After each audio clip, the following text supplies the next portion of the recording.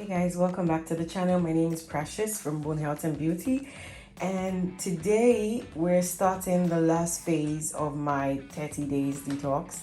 And this last phase, or this last 7 days, as I've mentioned before, is the days where we put back the nutrients into the body that probably was lost from the period of colon detox and blood and liver and muscle cleanse, as well as the decalcification. So these are the 6 herbs that I will be using for this last 7 days. I'm just going to zoom in and show you exactly what these herbs are. So this one is the Guinea hen weed. Unfortunately, I didn't find Guinea hen weed as a raw pack like the other herbs, so I bought it as a tea. This was the only one I could find.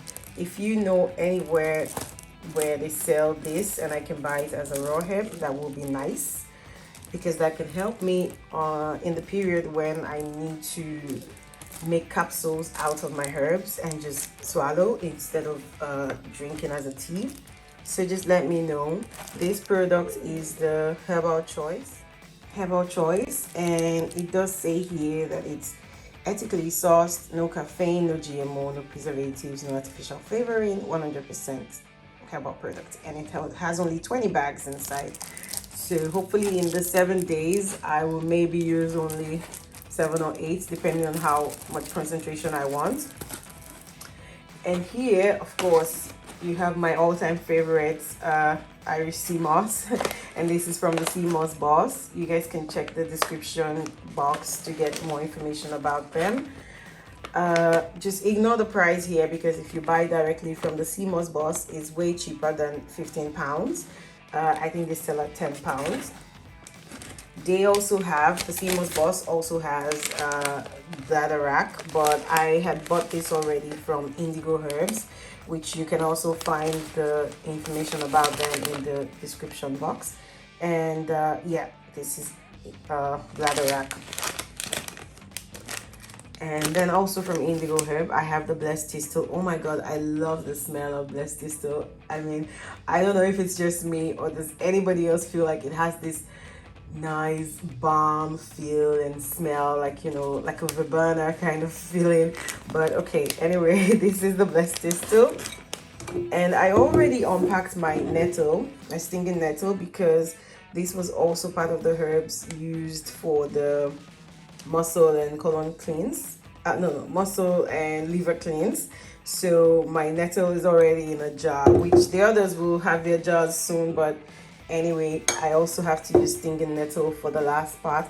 And this one is the blue vervain. So I don't have the pack of vervain, I should have shown you guys, but the blue vervain I got from Woodland Herbs from the UK, and you can check the description box for their information. And I'll tell you a little bit more about what each herb does in a few minutes. So the blue vervain has a primary use for treating disorders, nervous disorders. This includes stress, anxiety, and restlessness. But it has a very, very high content of anti-inflammatory, antibacterial, antimicrobial, also anti-malaria for those who live in the parts of Africa where malaria is still an epidemic. Blue vervain works very well for this. It has a diuretic effect as well, so it of course it helps women in treating menstrual cramps, and for women who are breastfeeding, blue vervain sometimes is recommended to produce more breast milk for mothers. And the Blessed Thistle. So Blessed Thistle can help in intracellular cleanse, which is the cleansing within your cell.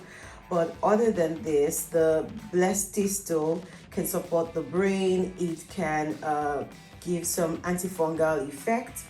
It can also protect and support the liver and gallbladder function, helping it to secrete more digestive enzymes, or like supports the digestive system as a whole.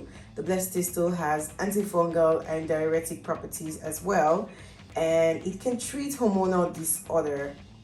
And this hormonal disorder that interferes with normal menstruation, the Blessed Thistle can also help with this. So here you have it, part of the rejuvenating herbs, blessed thistle. So now the Bladderwrack. Now, Bladderwrack is used primarily because of its high source of iodine. So you know for sure that Bladderwrack is a natural source or a natural iodine supplement. If you're lacking in iodine, if you have some thyroid issues, then you need to stock up on Bladderwrack. Okay, so Bladderwrack can help treat iron deficiency. It contains a rich amount of calcium, magnesium, potassium, and it contains other trace minerals as well. The Bladderwrack contains several phytonutrients. It has an antioxidant effect. It has been shown to lower the risk of estrogen-dependent diseases. It lowers lipids and cholesterol levels. It supports weight loss, and the Bladderwrack is also known to be anti-candida and antibacterial. I've talked about Nettle before in other videos, but I'm just going to mention again that Nettle has a very high anti-inflammatory, anti-cancer, and diuretic effect. It also is an antioxidant, antimicrobial, anti-ulcer, analgesic herb.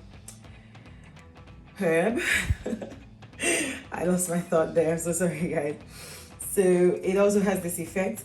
And the nettle root is used for enlarged prostates, for joints, and as an astringent. Mostly also the leaves of nettle is used for arthritis, sore muscles, hair loss, anemia, diabetes, enlarged spleen, allergies, eczema, and rashes. Okay, as well as asthma. Nettle is a general health tonic and a blood purifier.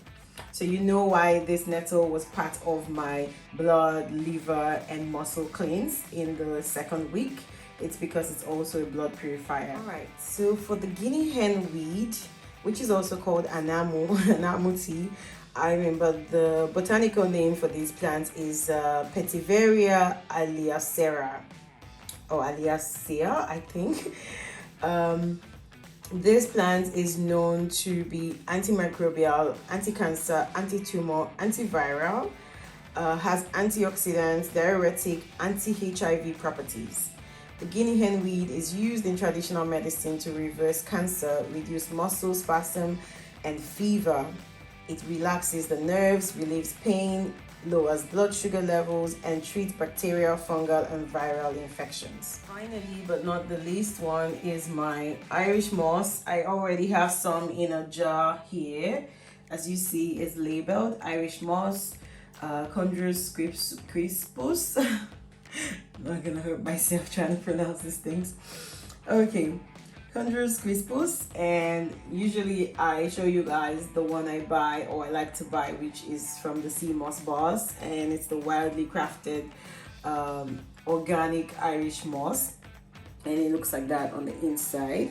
If you haven't seen my other video where I showed you what it looks like and how to make the sea moss gel, go back and check the playlist because I have a video about that. So now what the sea moss does. Now the sea moss has antibacterial properties, anti-inflammatory, and a laxative effect.